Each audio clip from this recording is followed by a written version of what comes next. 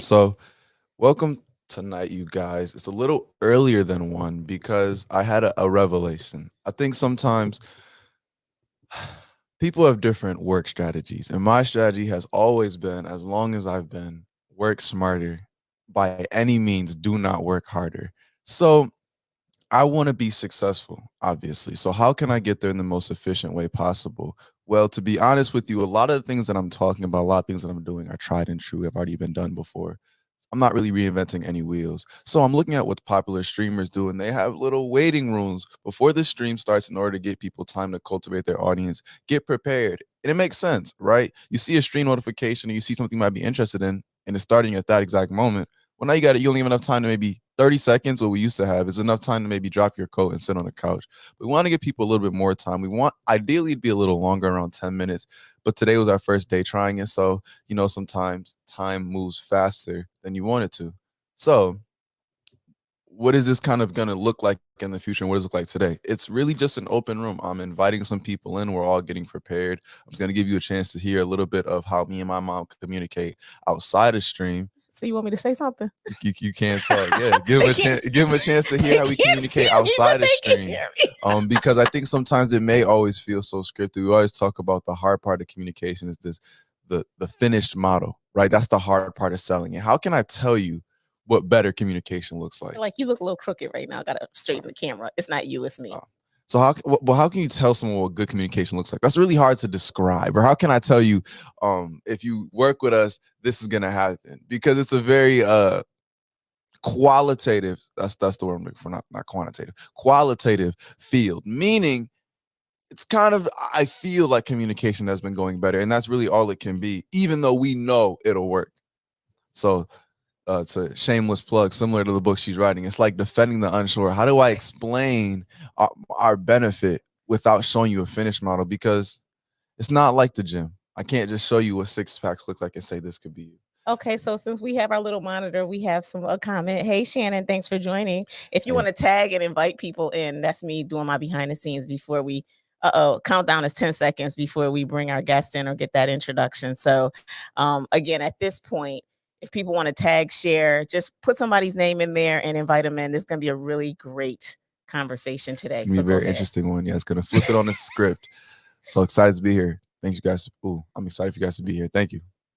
All right, cool. So you want to introduce your guest or Yeah. talk some stuff So about him? the time is one, so let's get right into it. So today I have a very, very special interview for a couple reasons. Again, I think sometimes it's very easy to forget how you're you feel very special, you feel really great until you realize you're just a part of a great tribe. So I have another person who's a part of my family today giving me some time, and I appreciate it always. I'm not going to speak too much. I'm going to let him speak for himself. But the reason I said the stream is also special is for two reasons. Number one, I have a special guest, but also I have a special topic, and we'll get into that later. But I think I'm trying to give the two-way communication street strategy a try. I think a lot of times the communication, like I said, we walk down one path, but communication goes both ways. So without further ado, I'd love to bring the guest on the stream. You guys can get to see. I have my cousin Reginald Swygert with us today, and I'm excited. How are you doing today? Good, good. How's it going, Austin? Thank you. Thank you for having me on. I really appreciate it. I love when I see, like you mentioned, the tribe and the family doing big things. I see you on LinkedIn often, and your mom on LinkedIn often doing a lot of these things here. And so I wanted to come on, and when you asked me to interview, I was all for it. So I'm really thankful for you asking me, and I'm looking forward to talking to you. A little bit about myself. Like I said, my name is Reginald Swygert. I'm from Hamburg, New York, right outside of Buffalo. Mainly, my family is I'm from Lackawanna, New York. Um, and I currently work for D&H Distributing. I am a business development rep for Microsoft. I've been working there for 5 years, so I have a lot of experience there. But I've been through a lot, so I've had, through my journey is really long. So, hopefully we can get into that a little bit, but hopefully we'll have a great interview today. For sure, for sure. I have a lot of memories being younger in Lackawanna. I need to get back out there soon. I do have some friends even in my high school that went there, so it was fun talking to them about that. But Lackawanna is definitely special, and we will definitely get into some more things a little bit deeper and give you some time to share because it sounds like you have a super, super interesting story. So to get right into it, not to waste too much time, is the first question. This is the typical bread and butter that we always get into because I think it's not fair to assume what someone's experiences are like. So for the first question of the interview, I just want to ask you, what are your experiences communicating with younger people? Recently, my experience is communicating. I'm 36 years old, right? So to me, that still sounds young. But now, as I grow, especially in my career and at the workplace, we have a lot of younger people coming in, or I have little cousins now, like yourself, or cousins that have babies now, and we're all around and at family events, and I realize, hey, I'm getting older, or I have nieces and nephews. My nieces.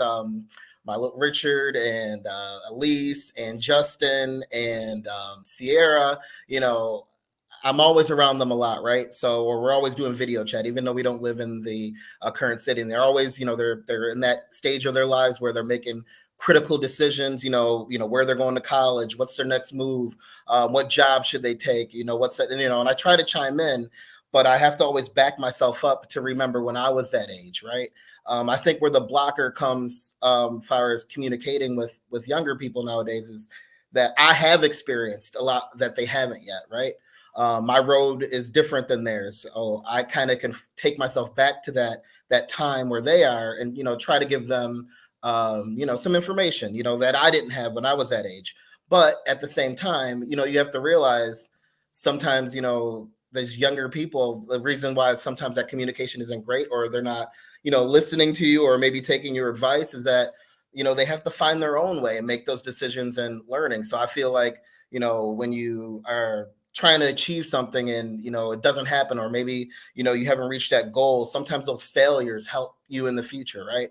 I've failed plenty of times, and I think without those failures and going through some of those pain points that along my journey to get where I am today, maybe I wouldn't be in the position I am at. So but I think Right. the biggest hurdle is them actually listening and taking in the information and actually using it. So that's where I think I kind of that line is right there, is where you give the information, but is it really being received and listened to, and kind of them taking an older person's experience and kind of utilizing that information for them to make their decisions. Right. And to even be fair, give credence to how it feels to give advice. I was talking to my friend in a car ride one night. We were talking about how sometimes it feels like you give advice, but if you keep giving advice about the same thing to the same person, you don't want to give that advice anymore because they're clearly not listening. So I Yeah, could see how that could, even on its own, make you not want to keep giving you people advice. And how do you, I guess that's a question again I could ask you. How do you feel like you balance that line between letting someone learn from their own mistakes? And if you do feel like you have the correct response, trying to kind of guide them in the right direction, how do you balance that both in your personal and maybe in your professional life? How do you balance that with younger people at least? when I give advice, I'll give my thoughts, but at the end of when I'm giving my thoughts, and at the end of that conversation I'm having with that person, I always say, but you need to make that decision yourself, because you're the one who's going to live, with that final decision. Like, here's my input, but if you take my advice and it doesn't go the way I said it would, don't hold me accountable. Covering your Um, bases. I get it. I but get it. so I always let them know, hey, make the final decision, because at the end of the day, when you make that decision for yourself, you can live with it, right? It's hard to make a decision, that maybe your mom tried to force you into, or your dad tried to force you, or a coworker try to force you in one direction, and then you live with, man, I shouldn't have listened to them. Why did I listen to that person? I should have did what I wanted to do, or I should have went left instead of going right. So I feel like at the end of the day, you can give all the information, but always leave that person with do what's best for you, because they can then ultimately live with that decision a lot better than just taking someone's advice and just running with it, right? And then you always want to make sure who you're getting advice from. Sometimes I talk to younger people that I don't know, and sometimes they receive it better than a family member, right, might receive it. So always be aware of who you're getting your advice from, because sometimes that person may not know what they're talking about, or maybe not been through, some of the things that you're asking. They just live in a hypothetical world, but instead of really living through what you're trying to advise them in, it's just like, for instance, if somebody asked me how to run a car shop and I was giving them advice, I can't fix the car, but if they're asking me advice in the, technology distribution world, I can give them advice because I've lived it. I've been through it. I've worked in grocery stores when I was younger. I've been a bank teller. I can give, advice in certain areas, but it's good to get advice from people that are, kind of in that same line that you're trying to achieve. Right. And I think to what you talked about a good amount earlier, I know I was talking about not formulating what you're going to say when you're listening, but it was just a part that I had to remember when you talk about that context. I've been recently understanding that as much as you can understand somebody, nobody ever understands anybody as intimately as themselves. So to your point as well, when you are getting advice, receiving advice, younger or older, there's nothing wrong with making a decision that you're confident in. And similar to what you say, I always say, but ultimately make the decision that you'd be confident standing in front of anybody, and to make a decision that you're not going to be, not that you may not regret, but that you're confident to then, if someone asks you about, you could tell the truth. That's how I try to live. Not that every decision is going to be great or the best, but it's going to be a decision that I'm going to wear on my sleeve, and I have my weight behind. And like you said as well, vetting your sources. Sometimes you got to just sift through things people say to find the jewels.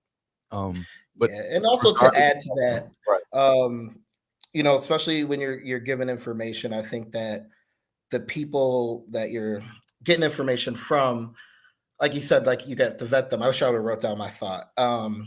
So I just lost it in my head, but I'll get back to that when it rolls back in my mind. All right. And just to finish up what I was kind of talking about, yeah, sometimes you have to just silt through some things, get the jewels. But as long as I think the key for me is finding people where the foundation is coming from a place of I want you to be better.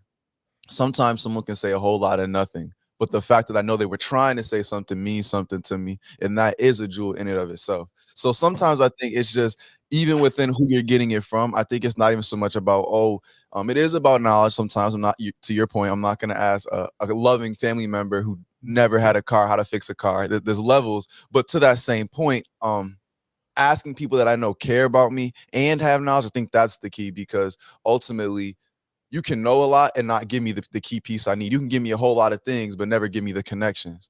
You're not, then Yes. that's not, then I got a whole lot of knowledge, but I can't use it. Or you can give me you can give me all the steps, but not the knowledge. So I need to make sure the information that they're giving me is the best they can. So I think that's my biggest thing as well. Yeah. And it finally popped back in my mind.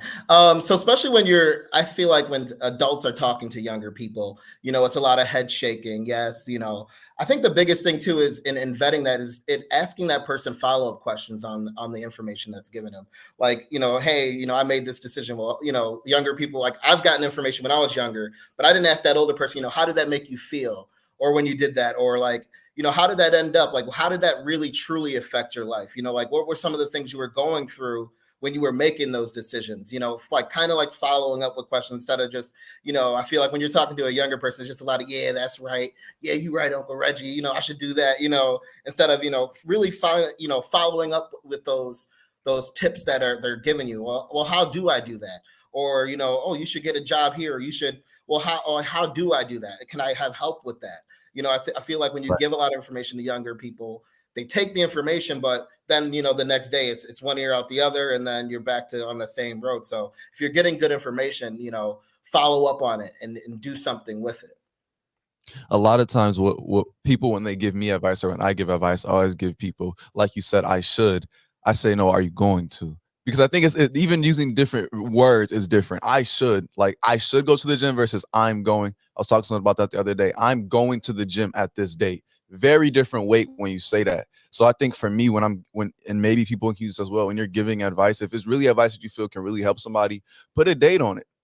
I had a couple of friends that were, oh yeah, man, I got to get to DMV, and I'm like, when, man? I'll take you. Let's put a date on it. Next week Tuesday, cool. I'm gonna call you on Tuesday. And now it becomes either you did it or you didn't, but the advice is not in the air because you can't say you forgot because you put a time on it. And if I can give any advice, I feel like, Austin, you already probably have this down, but for anybody listening, especially young people, get a calendar. Get a calendar on your phone and utilize it and use it. When I started using my calendar, maybe it's like 5-6 years ago, especially when I started at D&H, I've learned, you miss one meeting and you learn how to use that calendar and utilize it towards your life. So I first started utilizing it, mainly for work, but now I do it for everything. If it's on that calendar, I know I'm going to do it. Like today, I had this meeting scheduled at 12:45, so I knew to be there and be ready. I had my alert. But yeah, if you can write that down, or definitely put it on a calendar and stay true to it. That's really going to help you out in life, and especially staying accountable for some of the things that you plan to do. Even if it's small things, like you said, go to the DMV, get your license back. It's like I've been through it when I was younger. Tickets, parking tickets holding me up, or a license was suspended because I didn't show up to court for a measly speeding ticket or something, and now I can't drive, and now I'm the young people. Well, back in my day, they used to say riding dirty. I was riding dirty, and risking my not my life, but risking things. Or why? Because I didn't want to show up to something or handle it to get done. Even today, like there's some things that I still do that I know I should get done. Like I always kind of sometimes I'll put work first. Like I don't miss anything when it comes to my job, because obviously that helps my family and my own well-being. But there's other things, like little tasks that I have to put on the calendar, and once it's on the calendar, I do it. But that was a great point that you made, bringing up that, write it down, or the verbiage that you use. I'm going, instead of, I might go, or this. Well, let me write that down. Let me put it on the calendar and, make it happen. Right. And if you don't mind me asking, I asked my uncle when he had came up here, he said he was very calendar oriented and said it changed his life. And at that time, I really didn't use a calendar. And I use it. I'm getting better at my usage now because I'm creating more definites. That was a skill that I didn't know was important in business. When someone says they want to meet up with you, put a time on it. I was just assuming people would find a way to reach me. Was not following back. But to that point, to ask you, how do you use your calendar? What things, when you're making decisions, what type of things do you put on your calendar, and what things do you, and how do you kind of use it? I know you said alerts. Do you have? I know he used to put notes in some of his things. How do you use your calendar? So I'll start in business for work. When I'm communicating with a customer, we're talking about, some Microsoft business or anything that, equates to sales. Usually you have to have a face-to-face meeting. It's hard to close business nowadays, either with just a phone call or just, 20 emails. You got to have that face-to-face meeting. So usually we'll schedule a meeting over Teams, and that starts out with a calendar invite. So if we're going back and forth, I'm gonna say, hey, I'll send an email saying, what days are you available, for half an hour? Can we block off? And that customer will then reply to me, oh, I'm free Thursday at 3:30. I'm gonna send them the Teams calendar invite. So when I wake up in the morning, so each morning I wake up, the first thing I do is look at my Outlook, right? So I go to Outlook, I look at my calendar. I say, okay, I have a meeting at 9, 10, 11. I'm free at 11:30. I have to drive my daughter to school. Then I'm back home to work. Okay, I have a meeting now at 1 and 2. And then in between that, I'm, doing my calls and answering emails. But it just structures your day, and then far as my personal life, when I look at that Outlook calendar in the morning, my wife sends me my kids' schedule, right? So, once you have kids in a family, a lot of them times, like they're doing gymnastics, sports, basketball, baseball. You have to drive them there. So it's nice in the morning knowing, okay, 5:30, I have to take, Nora to the gym, or she's taking Nora to the gym. It doesn't matter. It's on that calendar, and I know what's, my day is planned, right? And then I know, maybe you put that gym on the schedule. That's what I need to do. Put those things on the schedule. So that's how I mainly utilize the calendar. And it's, and if I was taking advice from young people to piggyback on what you said from what your uncle says, advice is true when you hear it from different resources, right? Right. Like it's funny that you said your uncle said the same thing. It changed his life. Going by a calendar changed my life, at least not for missing events, right? Or something surprising me that, oh, I didn't know, or, hey, we were supposed to have dinner with them, I missed it. Now I'm not that person, missing events, because, as you get older, and especially my age, you don't have a lot. I mean, you have a lot of friends, but you have your boys, your main people. Right. And, I always say, like, if they invite you, and you never show up, or you're missing, people are going to stop inviting you to things. Right. And I don't want that to happen. I'm a very social person. So I try to, extend myself to not only my family, but to my friends and everyone. And the way to make that happen is, marking it on a calendar, even if it's something on the weekend. Yes, sir. I learned how to do a calendar invite over these past couple of days, and I've been using it a lot. And I think it for a young person who may be listening and maybe doesn't want to immediately jump to have a calendar, I think the truth is what you're saying is so true, because when you do put on the calendar, even we're talking about with the agreements, it makes it black and white. You missed this time, but it was on the calendar. Or sir, I want a meeting with you on the calendar. Maybe it's not for business. Maybe you're in college and you need to schedule time with a professor, and you keep saying you're going to catch him in business hours or catch him in his office hours. No, put a time on it and put it in your calendar. And then when that time comes up, be there. Um, because to your point as well, it becomes an agreement with yourself. Communication has a lot of different things, and part of that is talking to yourself, and you got to learn how to keep yourself on track. That's something I learned very difficult in my first years of the gap year, keeping yourself on track. It's easy when you got, people telling you got to go to school, but when you wake up and, oh, wait a minute, it's just me talking to me, and that alarm clock looking real suggestive. It's not. Sometimes you can easily stretch your days out way further than you mean. So the calendar definitely is useful, and I hope that using your advice and utilizing it, I continue to use it to keep myself on time and keep myself hitting the goals on time. Speaking of time, we're about 20 minutes, so I don't want to keep you too long. So jumping kind of to the next question, because this is what I was excited about. So often on this show, I talk about younger communication because I am younger. This is what I specialize in. I talk about this is what we feel. This is how we feel. But I had an interesting thought, but I was waiting for the right guess, and I feel like I got the right one to give me the full answer. I want to give adults a chance to speak some life into younger people. And what are some things that you wish younger people knew about adults? Well, hopefully I'm the right person, because I always think I'm still kind of young, but I wish that, younger people, what they knew about adults is that, we've been through a lot, right? Especially, your mom and your dad, those are going to be the adults that you're closest to, or maybe an uncle, aunt, a grandma. Those are the best people in your life that has been through a lot of experiences, and probably the same that you're going through, right? Because a lot of the times you come from the same demographic as your mom, right? So you might live in the same area. You might deal with some of the same people or deal with some of the same issues. I don't know if you want to get in a race here, but, especially being an African-American in certain areas, you go through certain things that you've been through, and, don't take their advice lightly. Like, adults are here to help you, right? We're not here to stop you and make, stop your dreams of doing what you want to do. When I give, some advice to younger people, that maybe they want to be a basketball player, football player, or a, something that that's, we have to really work hard to, or a musician or something, that's great, but I always have a backup plan. Not to steal your dream and say that's never going to happen, but it's okay to just go get a regular job and work your way up to that job, and buy a house, and just live in that kind of, hopefully, that middle class area, and get to there, and that's great. That's being successful. That's okay if you don't, but don't stop going after your dreams.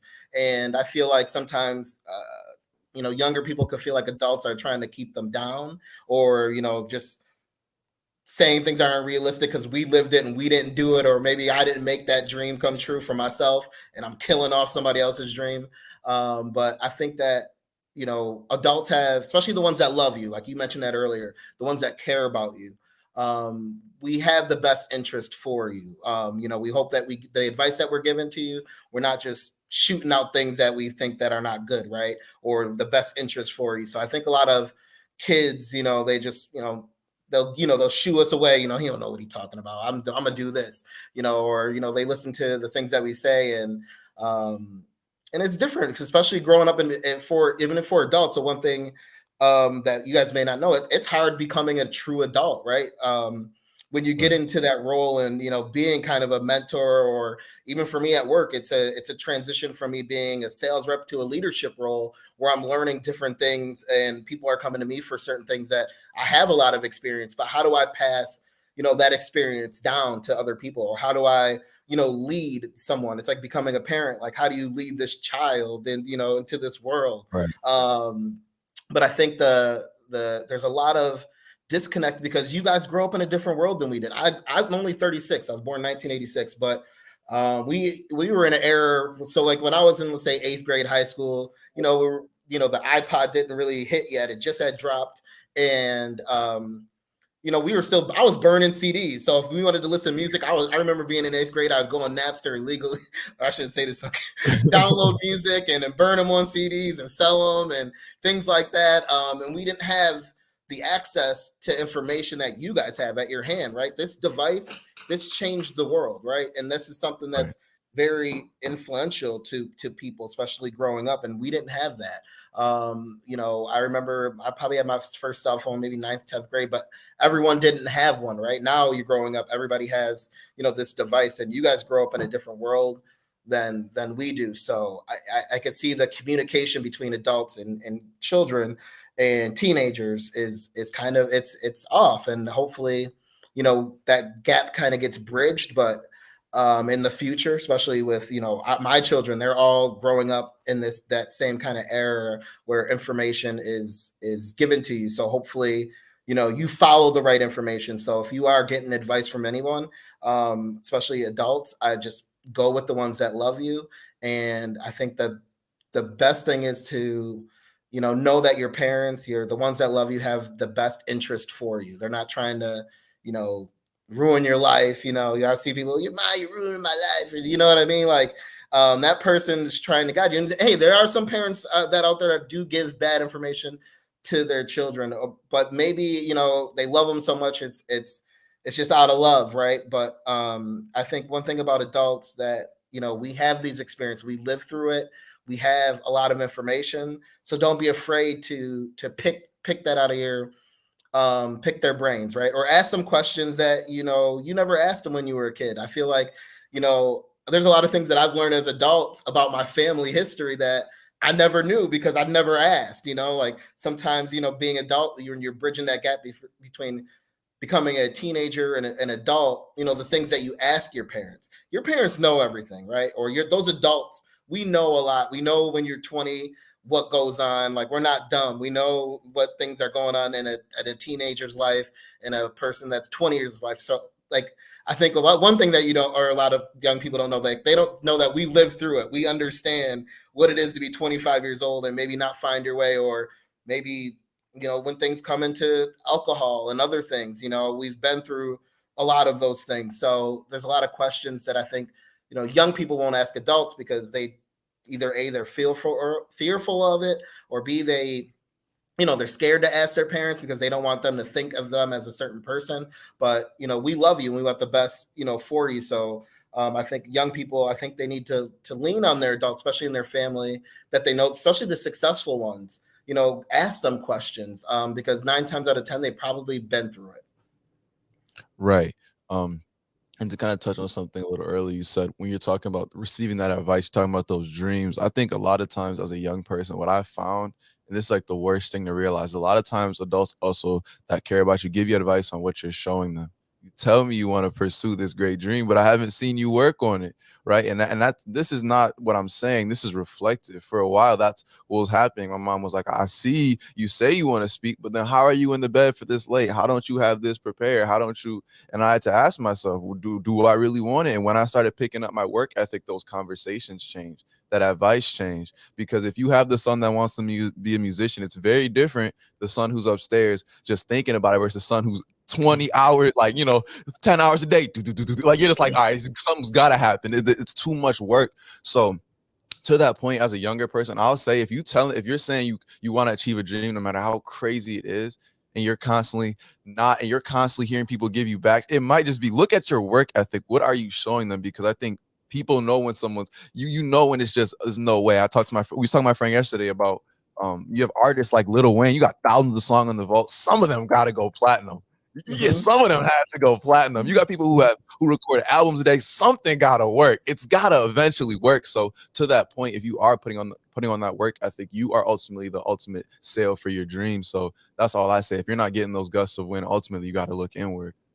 And the last comment on that, I want to piggyback on work ethic. Work ethic is so important to young people out there. If you're listening, Work ethic is important every step of the way. In my career, I've always had a job, and I think it comes down my family line, being a Swygert and a Blackburn. We were surrounded around a lot of men that were hardworking, mothers that were hardworking, men and women that were both hardworking people. So I feel like it was just instilled in me. So no matter not one job I did, if it was, working at the grocery store, swept the floor, I made sure the floors were swept, or being a bank teller, I always make sure my drawer was on, all the things that I needed to do to be successful there, and always working my way up. When I started out in distribution, I started out as a support rep.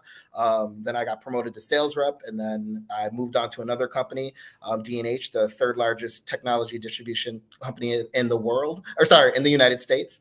And I started out as a sales rep there, and constantly, got promoted. And that's just from working hard, right? I might not be the smartest person in the room, but I'm going to outwork somebody else, right? And that's the one thing I control, is the work ethic. So if you continue to work hard, at your dreams, and at least, if you give 100%, if it happens, but if you're giving 80% and you fail, how can you ever know that you would ever succeed? So I think, Right.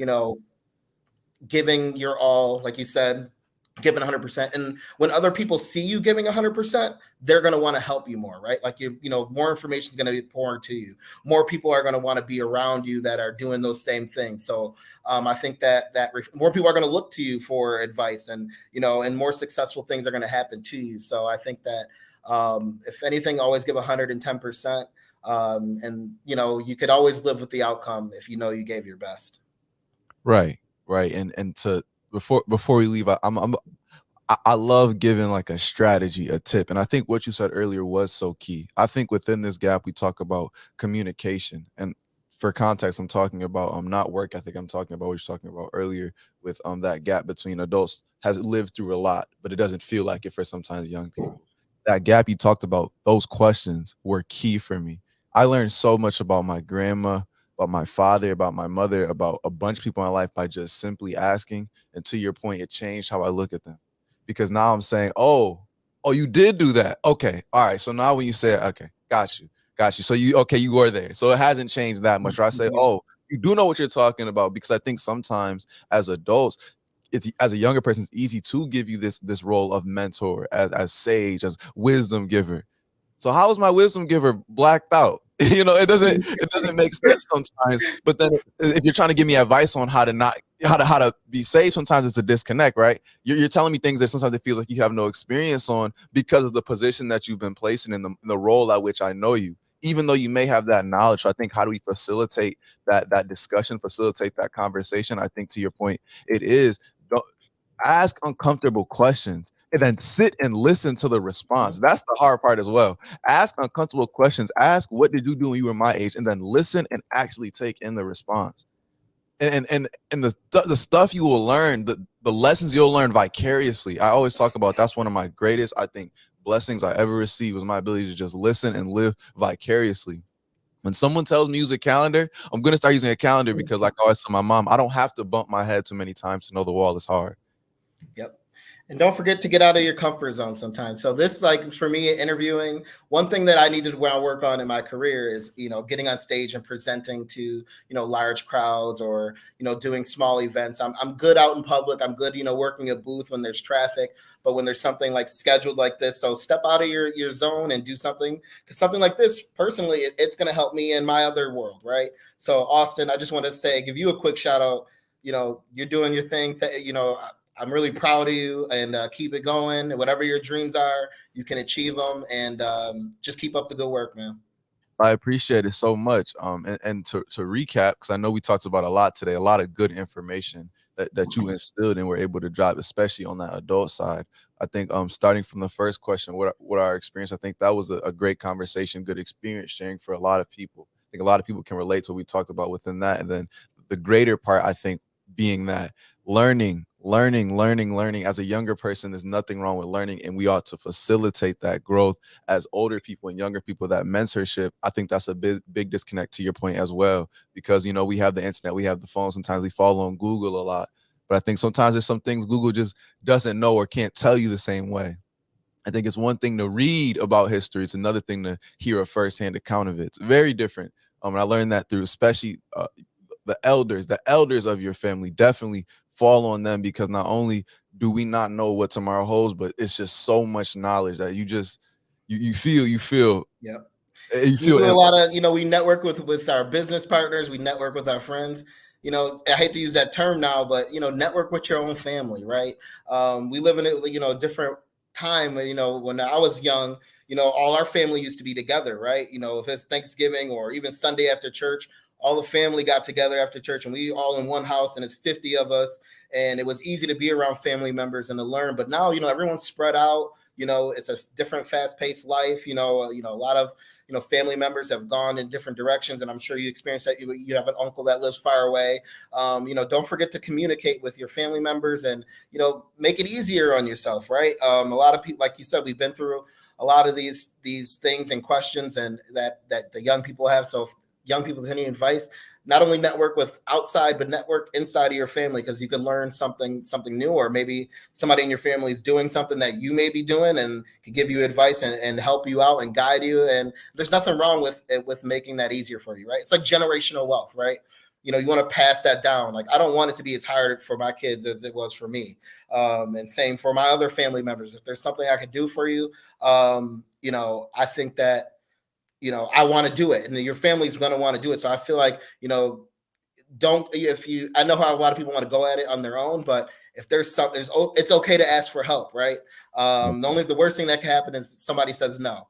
So I always say, even if you want something in business, if there's a promotion, you ask that manager for it, or you want it, like the worst thing that anybody could say is no. So go after it, network with, outside of boundaries that you haven't networked with before. So don't limit yourself. So I always say, have your internal circle, but have other circles too around you that you can reach out to. Getting uncomfortable and asking more questions, and especially within that piece, I'll say the greatest thing I learned, if you want to talk about making advancement in business, is using the pieces that you have around you. Nothing's ever going to be the warm introduction, and nothing's ever going to be the warm introduction when we share the same blood. So in family, it's like it's to not use it is foolish, I'll say, because everybody wants to be successful. So don't feel like you're the only one with your last name that wanted to make something. So sometimes just reaching out. The other day I learned a family member that I did not know, um, wildly successful, and it blew my mind. And I said, "Wow, I've never." And I didn't even learn it from me. I learned it through a friend, and I was like, "Wow, I think that is my cousin." And I was like, "I'm pretty sure that's my cousin." So yes, you do learn more, and reaching out is so key. And asking those questions, I think that's the biggest takeaway I'm taking. Asking those questions, uncomfortable and comfortable, because they just lead to so much knowledge that doors that you don't even know are there, because you don't know what you don't know.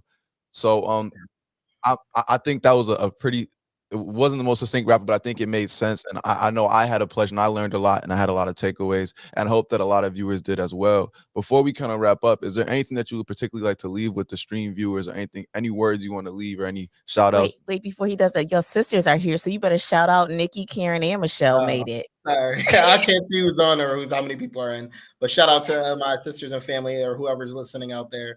I appreciate you, and hopefully, down the line we could do this again, and come up with some different topics, and maybe I could reach out to you and come up with some topics, and hopefully I can give a better interview. I think we did really good today, but one thing too, if I could end with anything. Obviously, we talked about working hard, giving 100%, but stay prepared. If you know something's coming up, be prepared for it.